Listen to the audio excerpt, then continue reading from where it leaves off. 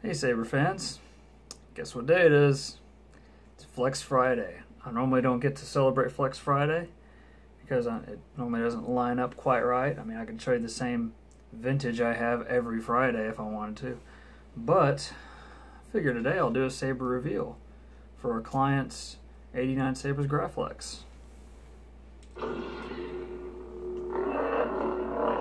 Proffie. It's in TFA config. Auxiliary slide switch.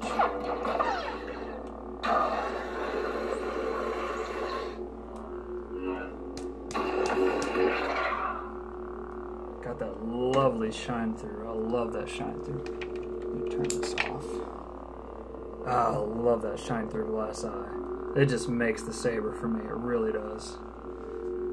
I mean, I actually do have some fairly decent sound venting on this.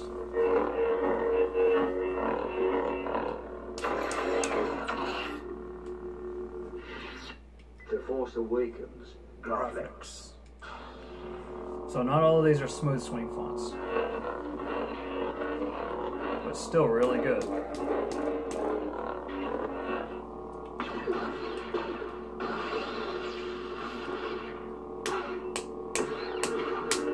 That was weird, wasn't it?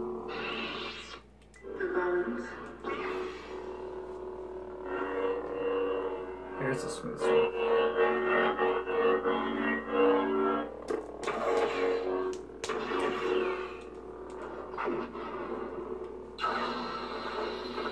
And of course, drag tip.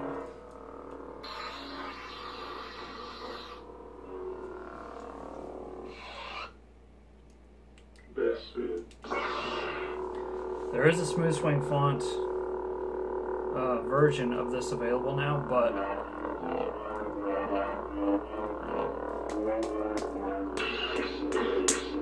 that'll be something for the customer to add at a later date.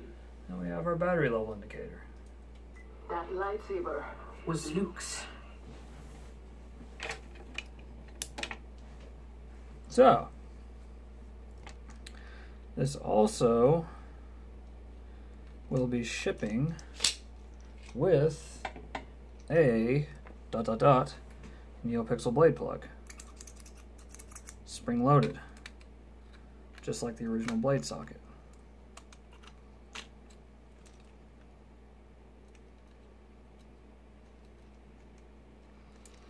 This was actually made by Saber Bay. It was shipped with it. Very nice.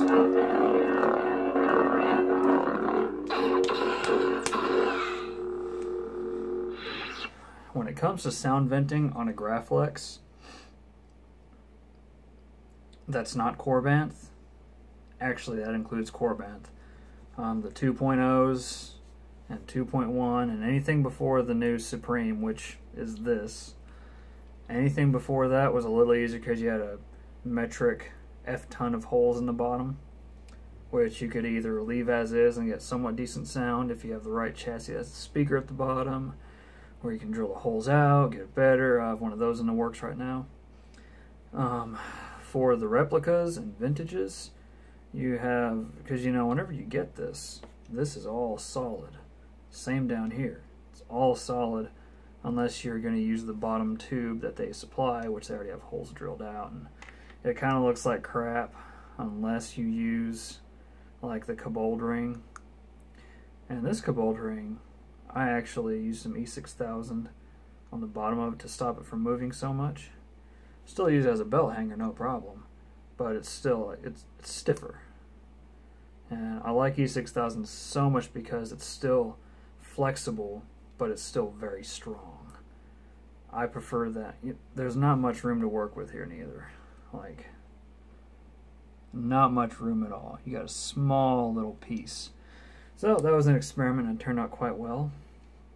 So, this being a TFA variant, running out of breath. This being a TFA variant, have those lovely little brass contacts there, have the glass eye, have the control box to the left of the glass eye. You have no stamping on there, have no stamping on the bottom, have the 6 grips that grip will be in line, and have that lovely, lovely circuit card, which I also put a little piece of aluminum underneath it, attached with double-sided tape. That way it blocks out all the rest of the clamp underneath it. Looks great. Now, that clamp card, as you can tell, is very snug in there. It creates for a very tight clamp with this. So, I mean, you can still move it, but it's very, very firm. I mean, undo the clamp, you can actually tell. It takes a good amount of effort to close it, which is good. Now, chassis access. Open the clamp, push up, twist to your left, pull it down. You can see the sound venting in there. There are the holes underneath the cabold. There's about 3 or 4 of them. Then you also have 2 sound vented rivets here, and also all of these rivets are also sound vented. You can also take off the clamp as well, if need be. Usually what I do on my sabers is I'll attach this with E6000. That way it's all removable. On this particular saber, you can also adhere this to this as well. But for this particular chassis, you have to be able to take the clamp off, because how are you going to remove the battery? Exactly. And if you can't remove the battery, how can you charge it? If you can't charge it, how can you use it? Oh, I got a $600 saber that I had 2 hours of fun with, and, well, sorry, not 2 hours, more like an hour, if that. And you're done. But, yeah, there's that lovely proffie, version 1.5. Got your kill switch. Come get it. And your 18650 15 amp battery. And a TCS wow speaker. So, this also has the mods made to the proffie code to allow less false clashes. Turned out great, as you could see in the demo video. Overall, I couldn't be happier with how this turned out. It's rough to get good sound venting on a flex and have it fully function. Well, not really. Functionality is usually not too hard. For instance, on a vintage or replica vintage, there's almost no way to get any type of switch activation on the clamp. Because, I mean, for instance, with this chassis, you have to remove the clamp in order to get the battery. You see the issue. Unless you're using the type of setup that Stock has for his MK1, has like 3 spring-loaded pins underneath the clamp switch holder, and then you're going to get into drilling holes into this, and, you know, if you're talking about doing that on like an actual vintage, no, sir, you do not. No, that I've tried to play around with that idea a few times with my vintage, and I just cannot bring myself to do it. The most I'll ever do to that is remove the electrical socket for blade internals and adhere grips to the lower half. That is all I'll ever do to that. Any drilling will be done on a replica, which I already have one of those on hand. No. That's a no. Getting off track there. Anyways, there's actually a retention screw here that feeds into the part of the blade holder. There's actually, like, you know, the blade holder comes down to here, and there's another part that threads onto it, which is, it's almost like wasted space, if you ask me. It's kind of like this hollow type cage looking thing. You know, it has its uses. I'm glad that the blade depth on this isn't like, you know, an MPP or anything like that, which is like 3 inches or something crazy like that. It's an inch is enough. Giggity. But yeah, it's held in place, solid, it's completely fixed. It ain't going nowhere. No glue was used to adhere it to this. Of course, E6000 was used to adhere the board to the chassis, of course. And, of course, the battery holder and the switch and the speaker. Kind of have to, but I do really like the auxiliary switch on this. You can actually hear the feedback it gives. The auxiliary switch solution on this is very, very easy. It's essentially, for anybody who doesn't know, it's essentially this little slide tab goes down into a square rod. There's a hole through the rod, and that hole feeds onto a brass pin that's going all the way down, and that pin is also spring-loaded.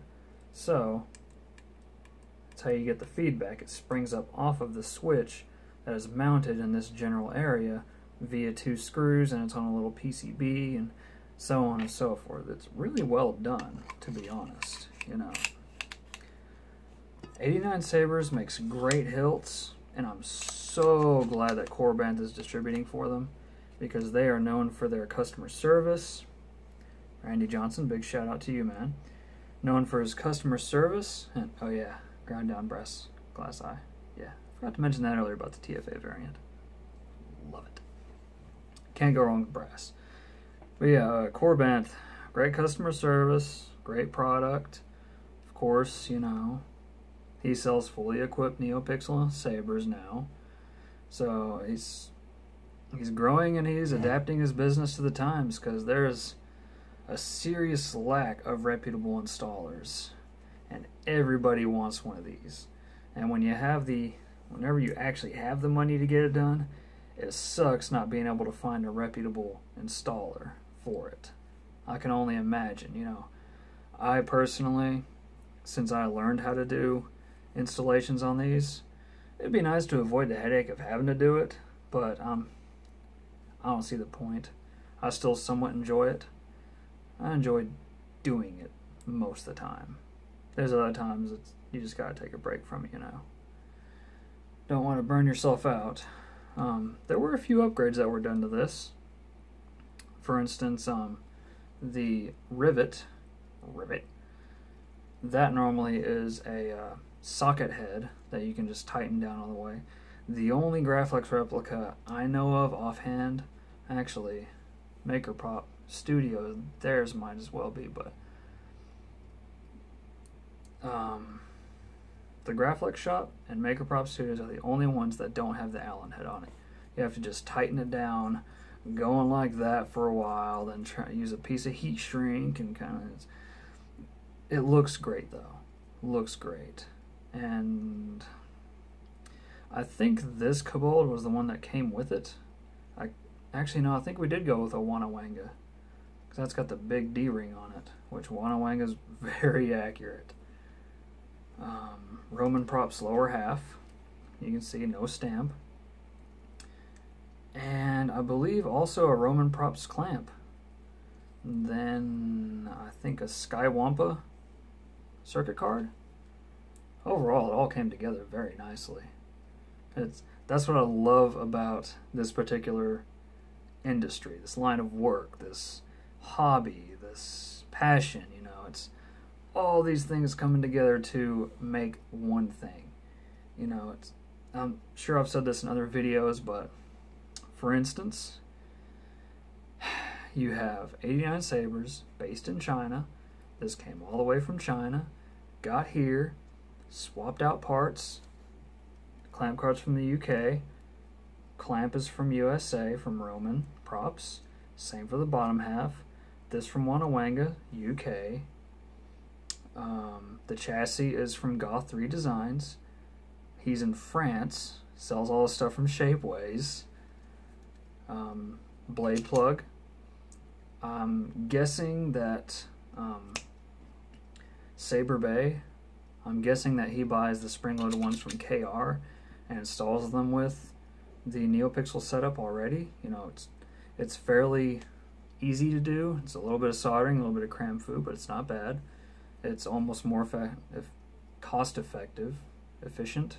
Yeah, cost-efficient to just get it from him because it's ready to go. What else? The battery, well, the TCS WOW speaker is from someplace here in the USA. Found to be really good with Proffie.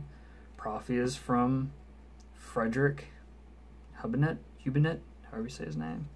You know, it's just all this stuff coming together. Multiple sources. I can see why people want installers to do it. You know, you can get this kill switch from the UK, you can get it in the USA, same for the battery holder, same for the battery. You know, there's sources everywhere. Oh, and the sound vented rivets. These two in particular came from Skywampa, same place as these. I believe these grips from 89sabers are the original ones. I think. No, they're not, because 89sabers is that crappy rubber.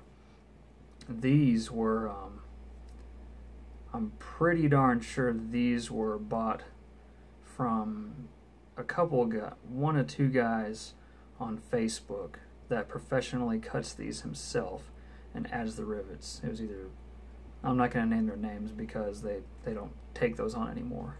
They did great work, but I know nowadays you can get them from Wanawanga, and they're injection molded, they're ready to go. So, there's a lot of work that goes into a graflex replica, and you know, the 89sabers version is really good. They got that S-curve really well. You know, the one thing I don't much care for their model about is their clamp. Now, the original clamp that comes with this is more of a matte finish. I personally like the stainless steel look. You can see it's got kind of a darker aluminum finish to it, which it's not aluminum, it's stainless steel. And it all comes together quite nicely. You know, this is a very unwieldy son of a gun. It's, you know, you put your hand down here on the grip and it's like, whoa, I got nothing left now. But, you know, up here, not bad at all. Not too bad. This was not designed for functionality. It was designed as what they had on hand originally, and here we are, loving it on Fridays, almost every Friday of the month of the year, because it be flexing. Anyways, I think I've yammered enough today. I think I've taken up enough of your time, but hope you enjoyed the video. Till the next time, Saber fans, may the force be with you always.